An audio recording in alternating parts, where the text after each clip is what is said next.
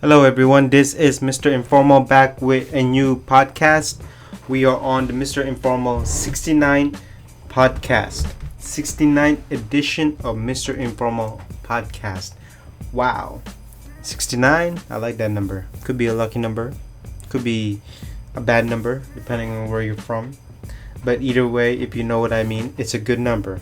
So, what are the topics for the 69th edition of the Mr. Informal podcast? But before I do that, don't forget to follow me on Instagram, MisterInformal, and my website, mrinformal.com. That's MIRINFORMAL.com. So, the topics for today is number 1. There's a problem with Adidas diversity in their Portland campus. Number 2, Facebook cryptocurrency. Do you trust Facebook with your money?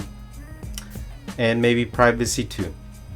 Number 3, independent shoe store are being killed by the corporate shoe store, such as Foot Locker, Champ Sports, Foot Action, could be Chic.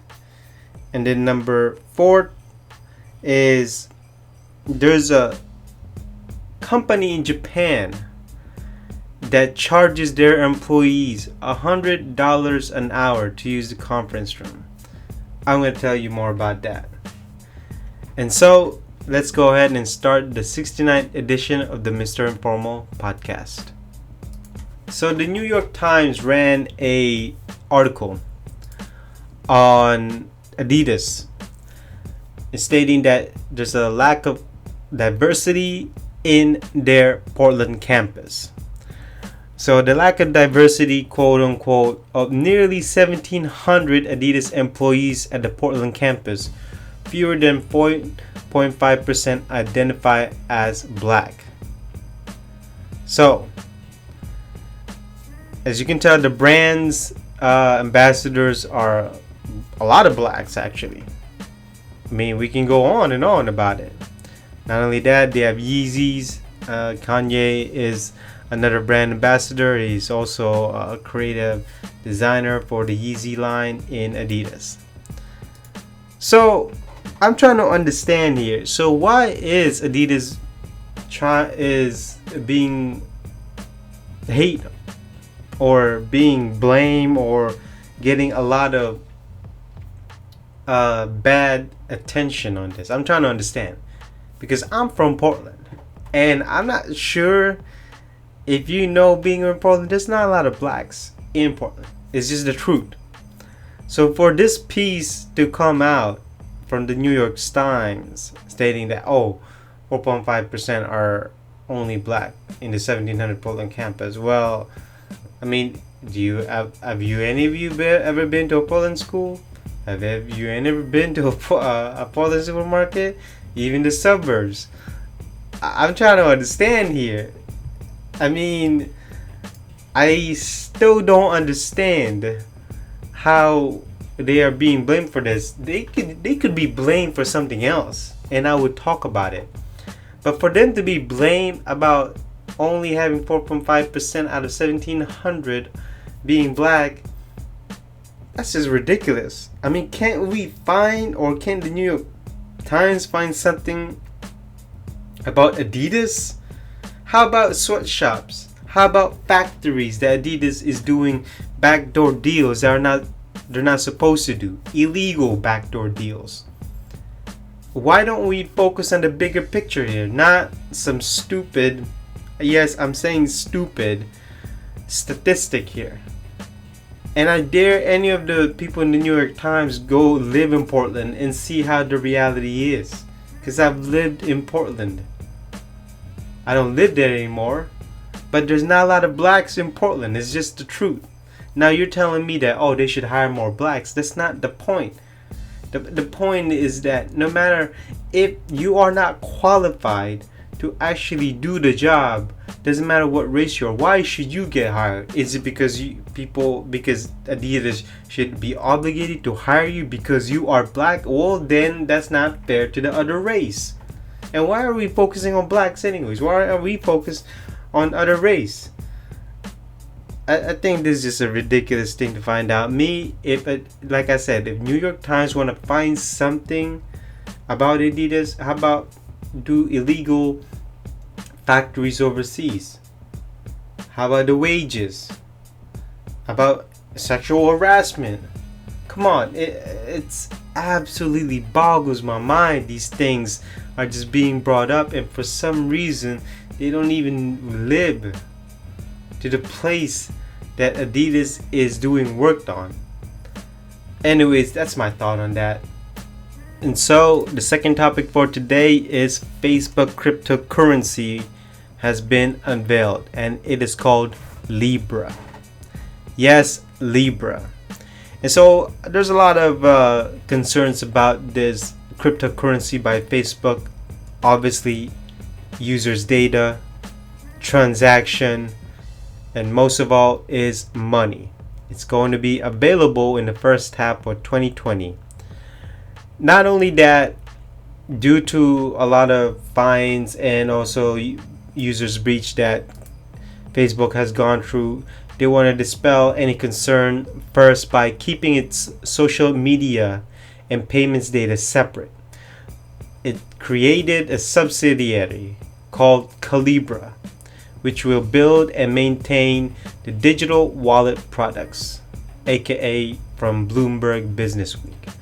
So basically, the social network is going to be separate from its cryptocurrency called Calibra, and Calibra will be holding Libra, the cryptocurrency, inside of that. So the company is Calibra, and then your money will be called Libra.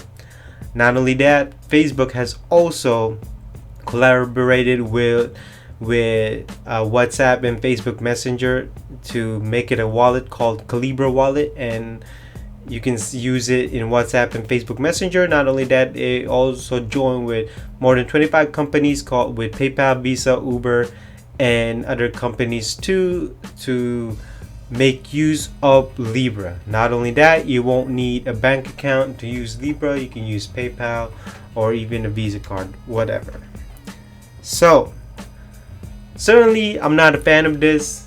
I'm sure there's going to be people out there who's going to sign up for Libra because if they can invest their money onto Facebook, which is basically $1 billion, or you can even say $1 trillion company, then people would want to invest in that because they want to get the best return of investment with their money.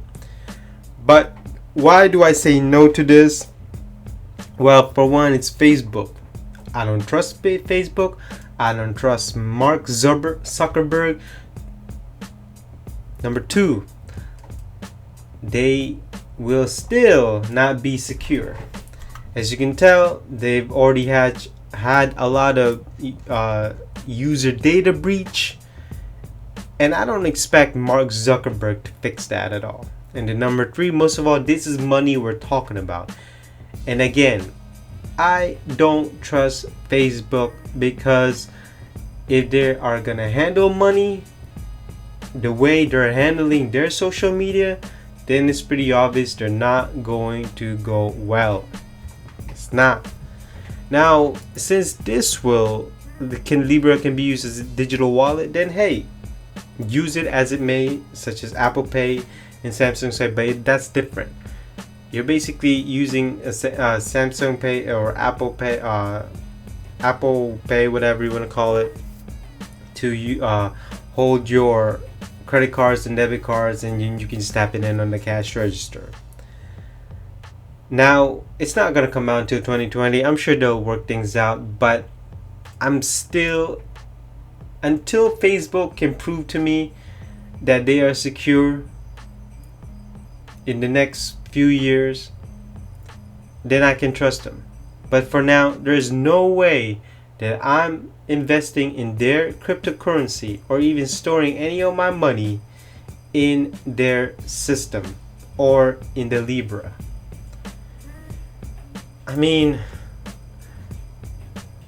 a lot of people think that just because you store your money in the internet or even some cryptocurrency, it doesn't mean it's not gonna get hacked. That's pretty obvious. Anything in the internet can be hacked or will be hacked. The most secure way of storing your money is cash it out. You have your physical cash with you. Put it in a shoebox or put it under your bed. That's it. That is the most secure way of your money not getting hacked at all. So where does this leave us with this Facebook cryptocurrency? As of right now, nothing, because it hasn't been released, or it hasn't been out there in the world.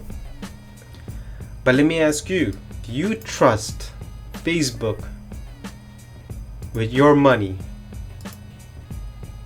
So let's get on with third topic. So another article from the New York Times. Independent shoe stores are dying and major footwear brands are being killed. Or no, major footwear brands are killing them. So from the New York Times, so these big brand store have these independent retailers have been cut off by the giant shoe manufacturer adjusting their retail strategy. Not only that, direct-to-consumer sales from brands' own stores, websites, and catalog grew much faster at 12%.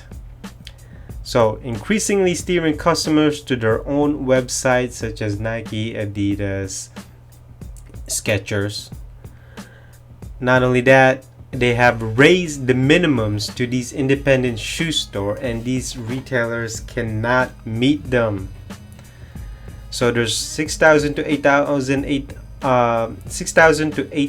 independent shoe stores are left in the US. So if these own brands keep growing, then certainly a lot of independent shoe stores will be no more. Not only that, one store owner says that trend seems to be that volume, or high volume, is the way for the big shoe companies to make money. Obviously, a hole in the wall shoe store doesn't speak volumes. So what do I think of this? I think this is bad because a lot of these shoe stores, retailers, don't have a good customer service. Not only that, they hire people that don't have the knowledge about shoes, unlike independent shoe stores, where independent shoe stores know their shoes. They know their shoes. So I don't get it. Now I know a lot of these brands' own store is a direct to consumer. There's no middleman, there's no other store, so there's no cut in the profit. It's their profit, other than obviously the operation costs and also the employee payments. So as I've said, a lot of these big brands don't have the service and the knowledge that a lot of the independent shoe stores. When I go to independent shoe stores, most of the time, okay, I'm gonna say most of the time, they have employees that are very knowledgeable about shoes. They know about certain sports, certain brands, what's good and what's not. And so it's also the experience too, where a lot of the experience that you get from the big brands are just stale. They're not there. It's almost as if there's no soul. Now, I'm not saying you don't go there to feel that way, but a lot of times when you go to a shoe store, you should receive answers. But again, these big brands just hire people that are like, you know what, you hired because you're fast at the cash register. No. When you go to a shoe store, you got to have the knowledge. Okay, how does the shoe feel? Are the shoes wider than normal? Are the shoes in good quality? Let's talk about that. Not only that, a lot of these independent shoe stores don't have a high amount of stocks. They don't have high amount of inventory because they ask, hey, how many? I want this many so I can sell it and then make money off of that. But it seems like a lot of these big brands are raising up the minimums so that they can make money from the high minimums. And then what's left? Well, the independent shoe stores say that, hey, I can't sell this much. And so what's that? Well, if they can't sell it, then it's pretty obvious that they're wasting money. They're not, the gross profit is less than the high operational cost. So they're not making enough money to even run the business. So who's winning here? Basically the big brands. But in the end, the consumers loses. What if you don't have a Nike in your town and you have a local mom and pop shop shoe store? Now what? What if you have so many big brands own store and yet you can't find a particular shoe, a unique type shoe? Well, most of the time, a lot of these independent shoe stores have unique type shoes. That's why they're independent. So, I am against this, but if the big brands really want to focus on their own store, then please have a great service. Train all your employees about your shoes. Tell them about the features. Tell them about, is it wider than normal? What is made of? Is it quality? Come on, let's have some training here. Let's have some knowledgeable people about shoes. I mean, that's how I feel. I love shoes. I mean, I know my shoes. If it's comfortable, if it's too wide, if it's flat, if there's no support, well, I'm not buying it. But at the same time, I love unique looking shoes. So, there's an article that I read from Bloomberg. The title of the article is, "This Japanese company charges its staff $100 an hour to use conference rooms. Everything has a price, which helps keep workers focused on the bottom line." And that's what I'm talking about. Let's talk about the bottom line, the point of work. Let's not have any meetings. The less meeting, the better. So, apparently, there's this employee called, named Hiroyuki Suzuki. Couldn't be happier that his company is charging him and all their employees $100 an hour to use meeting rooms. "People really cut back on useless meetings," says Suzuki, who's 37 years old, who works at chip equipment maker Disco Corp. Wow, that's interesting. Disco Corp, huh? And it is one of company's 5,000 employees taking part of radical experiment in business management. So, why am I bringing this up in a podcast? Well, for one, most of the time, meetings are a waste of time. To me, meetings should be 45 minutes or less, or even less than that. Not only that, a lot of meetings nowadays are just, you repeat 5 minutes of it over and over again. Let's get to the point here. When we go to work, we all want to do our work. We do our best. Not only that, we all want to go home on time. And what's the best way? Well, actually having people to do the right thing, which is, okay, let's get to the point. What do we really need to accomplish today? Enough chit chatter, enough shenanigans in the cooler or in the water dispenser, enough talking in the break room. For some reason, break rooms are not even break room. They're more like gossip room. They're not really taking breaks to talk about gossip. So, focusing the task at hand. I'm glad this company is charging its employees $100. Oh, you want to use the conference room? Well, that will be $100. Seriously, we don't need conference room. I mean, yes, we do, okay? We do need a conference room no matter what. But what I mean is, we don't need conference room with the company's own employees. We could use conference room if it's our employees and another customer or somebody, or it could be a worldwide company, companies, the whole company meeting room about the whole company. But what I'm talking about is employee to employee about certain things, certain problems and issues. Why can't we just solve it in our own office? We don't need that. Not only that, if we want people in the same place, why don't we make sure, condense it? Okay, what's the problem here? Okay, what can we do? Oh, okay, who's doing what? Boom, boom, boom, boom, boom. That's it. Nothing more, nothing less.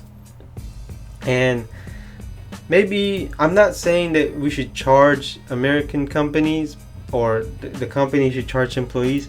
I think that we should have certain managers or something like that and just meet up one-on-one. Hey, what do we need to do? So and so, it takes less than 10 minutes. Boom, boom, boom, boom, boom. We don't need that.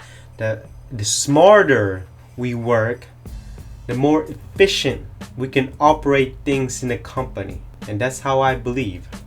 And so should you. Remember, work smart, don't work hard.